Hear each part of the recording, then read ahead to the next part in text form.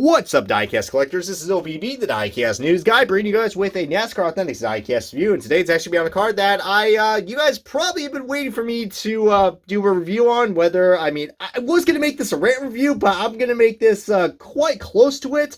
I'm still going to be a little positive, but man, I got a lot to say about this car. You guys know what I'm going to be talking about in a second because I already criticized this car on my last few episodes of the diecast news. It is going to be on William Byron's 2020 Inaccurate Axalta scheme for Henry Motorsports in the Chevrolet Camaro ZL1 1LE mold. And yes, I'm saying inaccurate because you guys can tell. I don't know, let's play a little guessing game right here. What is inaccurate about this car? I'm not saying it's a bad looking paint scheme, but what is inaccurate? The iconic flame car, how can you mess that up? How can Lionel manage to mess that up? Well, guess what, Buckaroo? They were able to mess it up. It is right here where that A is. But we'll get to that in a second, guys, regardless of what I gotta say about this, guys, great looking packaging right here. Look at that magnet. The magnet looks actually a lot more accurate than the actual car. And there is the box if you guys want to see that. Love me some NASCAR Authentics packaging from 2020. Hello, Windows 10. It's going off in the background. Note to self, please, whenever you do diecast reviews, please mute any background noises, especially your computer, because Windows 10 notifications, man, they are just like a goddamn cell phone going off. Just, whoo, crazy. But anyways, well, it could be worse. It could be, going on Skype and, having one of my goofy friends like Lewis showing up to this party. Oh, God, that'd be an interesting review if he actually shows up. But anyways, enough of me just timing what's going to happen in this diecast review. Let's go ahead and kick off this diecast review and the official unboxing of the William Byron Inaccurate Axalta car.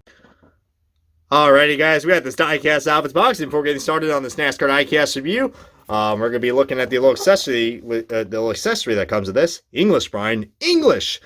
So, yeah, really cool looking accessory. Not really much going on, but we got, William Byron's very cursive name right there. Hey, that's almost similar to my name right there. To switch out the R and the Y, and there you go. You got William Bryan. Just kidding, though. But we got number 24 with the iconic flames and Axalta. Because, you can't have good paint without Axalta. Yeah, nice looking magnet right there. We'll say that. But now, back to the juicy stuff, which is this diecast. Now, quality-wise, there probably are going to be some paint chips and some, decal folds, the typical $5 quality that we get from Lionel. See, right there. That right there.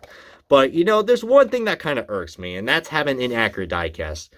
I understand we couldn't have accurate diecast for Henry Motorsports. Just maybe that 24 looks crooked. I don't know. I think I'm being a little too critique. But I don't know who is there to blame for this mistake right here. As you guys know, on the original Axalta scheme that Willie Byron's been driving for, 2 or 3 years now? This has been basically just like a fluorescent, day glow, reddish, orangish. For some odd reason, we have a gradient right here. And knowing Lionel, they are horrible with gradients, see, all right? Just look at the Kyle Larson Target cars that we've had before 2017, before NASCAR Authentics 2017, because that's the one that was actually accurate, and also William Byron's Liberty, Liberty Booberty, his John's throwback car from last year with the Hendrick Auto Guard. The gradient was bad on that. But I don't know who there is to blame, but whether it's Lionel or Henry Motorsports, this is inaccurate.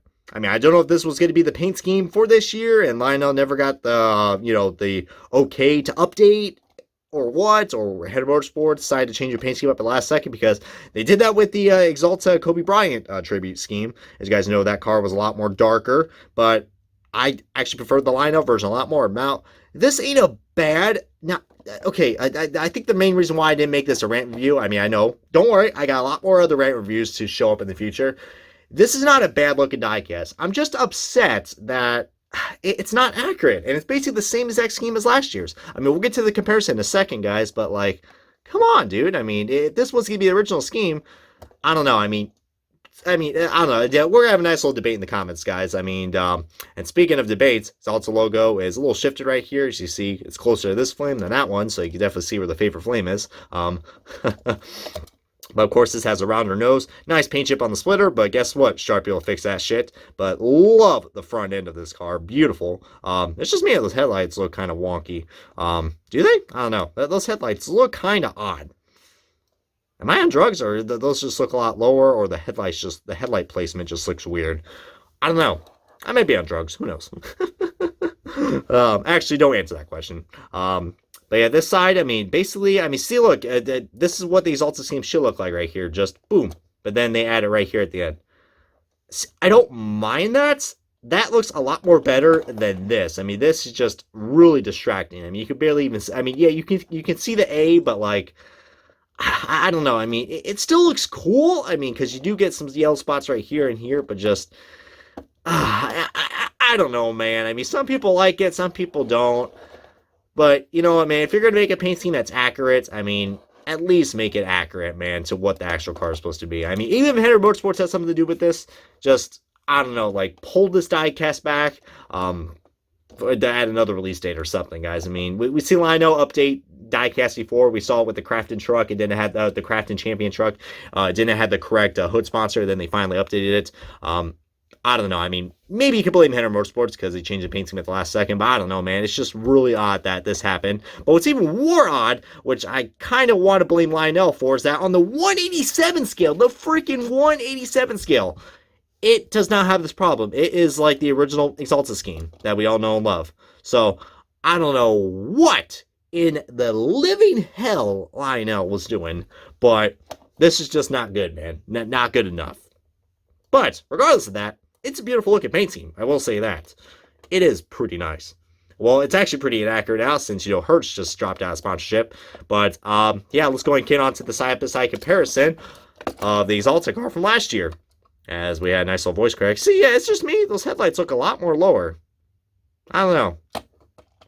But as you see, I mean, we actually, of course, big difference. Really big difference. Not really much in the paint scheme, but where the front end is. You see the Axalta logo has grown in sizes quite a few, so it got pretty big. Must be those roids, I will say that. And then the side-by-side comparisons. You see the 24 actually looks a lot more normal. It's not as quite enlarged as last year's, because last year was giant, like my forehead. Yeah, I mean, the flames looks like they have changed a little bit. See right there, there's not really much of a. We don't have this.